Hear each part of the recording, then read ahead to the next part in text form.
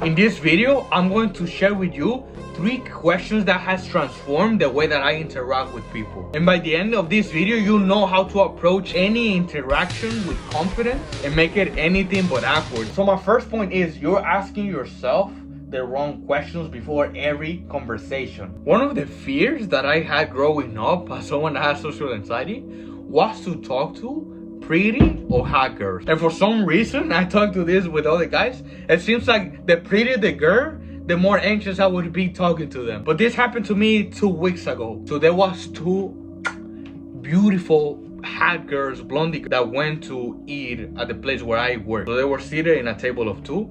And even one of my coworkers, he came up to me. He was like, damn bro, like they're so pretty. So 2 hours after he said that to me, I went to the table and I was kind of like kicking them out. So they were eating a dessert and I was like, hey, I'm sorry, we got another reservation, so may I wrap this up for you guys? Girl on the right, she was like, yeah, actually, can you bring it to the fire pit, because we also got a fire pit in the restaurant where I work. So yeah, I was like, yeah, sure. Long story short, the one on the left, she started flirting with me. She was like, oh my god, like where are you from, this and that. And then at some point she was like, oh my god, you're from Guatemala, but you're pretty handsome. And I don't think that's because I'm handsome more because I got charisma. I think it was because of the energy that they sense when I approached. And this is the thing, this is something that I thought about last week. One of the things that I thought about last week, it was, okay, I want to have a girlfriend, but I want her to be this way. I want her values to be these values. And I started to think about how I want my girlfriend to be like. And then all of a sudden I thought, I was like, damn, so like my girlfriend is not in this country because I say 80 or 90% of the girls that are here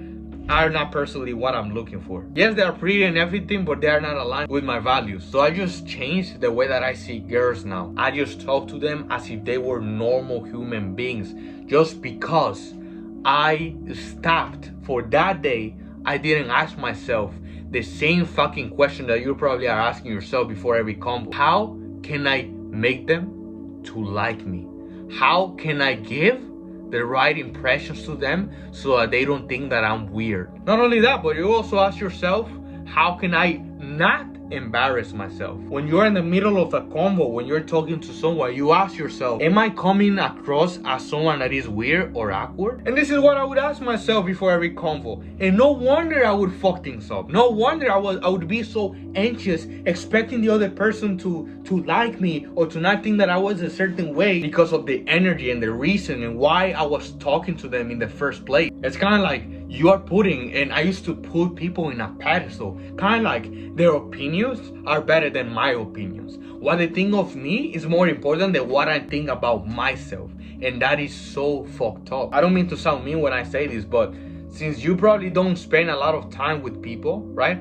After dealing with social anxiety for 20 years, I'd say 21 years, I started to get invited to parties. I started to getting invited to events and in places where there was a lot of people and a lot of like pretty girls. And all of that, it just helped me to see. And I'm like, dude, like people ain't shit, dude. They ain't shit, bro. Like they'll have a lot of mental problems and a lot of trauma. And I don't mean to talk shit about people, the people that I know, but it's just the truth. I'm like, one day I realized, I'm like, why am I putting people on a pedestal when they also got problems, when they are also struggling, when they also cry, when they also feel insecure about themselves? Anyway, I'm not gonna waste your time. So these are the 3 questions that will help you on every single conversation. The first one is, how can I get to know this person? So now on every event or every party, like I always play with myself. So like, okay, I'm gonna talk to this person for like 5 minutes. How can I get to know them as much as I can? How can I listen to their stories, their dreams, their visions, their values, and just everything? And it's kind of fun because you kind of like, you see someone, right? And you kind of give someone an identity. For example, if I told you right now, yes, I went to prison for 10 years. Now you're gonna give me an identity and you're gonna be looking at me different. Oh, why did you end up in prison? Oh, why this happened? Why did that happen? So I always like to find people's identity by listening to their story, right? So, oh, this guy is rude. Also, this guy lacks this, this guy lacks that. So his values are this or his values are that. And since you're an introvert, you tend to have more empathy than other people. This has been scientifically proven. So you tend to listen to people more than you talking to people, which is good, right? Because you can use this in your advantage, because now people can feel understood and they can feel important when they're talking to you. Instead of putting the focus on you, like, oh my God, what are they gonna think about me? Just put the focus on them. How can I get to know this person? And now you might be thinking, oh, but if I ask them too much questions, they're gonna think that it's an interview. It depends on how you use it. If I said to you, oh, what do you like to do in your free time? Oh, you like to play video games. Why? Oh, because it's fun. Why? Right? It sounds more. But what about if I change the tone? Oh, so what do you like to do in your free time? Oh, you like to play video games. Oh, wow. What type of video games do you like to play? Or I can be like, oh yeah, I also play video games. One of the ones that I love is Minecraft. Which one do you like the most? You see, it just changes when you change your tone into more of a curious tone. Because think about it like a kid, right? A kid will always ask questions. They can be a little annoying, but they can always ask questions, and the questions will always be answered because of the tone that they're using. So apply the same tone here. The second question is, how can I make this person feel comfortable and valued right now? This is something that I noticed, like I said, after speaking to a bunch of people. One of the things that I noticed, and one of the things that I'm dissatisfied with people, is they are not good when it comes to listening to the other person. This is what I learned, to listen to people properly. If someone says to you, oh, right now I feel sad. Oh, I don't feel good. Oh, why you don't feel good? Oh, because I feel that I'm ugly. What most people do is, no, you're not ugly. You're this, you're that, right? So it's kind of like people want to go to the right, but you want to go to the left, right? So it's kind of like there's friction there. What I do instead is, yes, because I feel ugly. Oh, why you feel ugly? What makes you think that?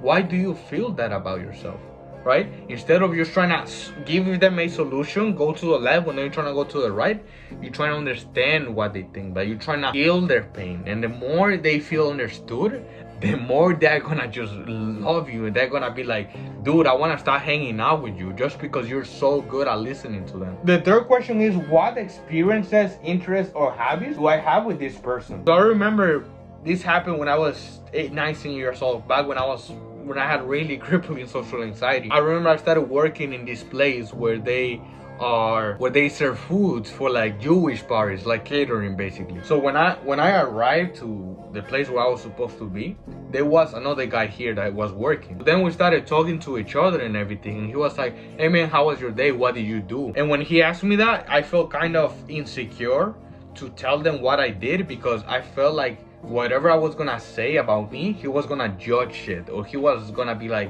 oh, that's a little weird. But I was like, I'm gonna take the risk. So then I said it. Yeah, so I did this. I also read this book. And then he was like, wait, you read books? And I was like, yeah, I read books. I read this book about psychology. Dude, I love books about psychology and about money too. Right now I'm reading this, and then he pulled out his phone, and then he showed me the books that he was reading. And then after that we started talking. We had a bigger connection just because I share something that I do. So this is something that I want you to do, just out of fear. You try not to say anything, but just share it. This is something that I've been used to saying in public. Hey man, I'm super excited because this happened. I'm super happy because that happened. Yesterday, I had a call with someone and I helped them to give them a plan on how to overcome social anxiety. And for me, it was so fulfilling.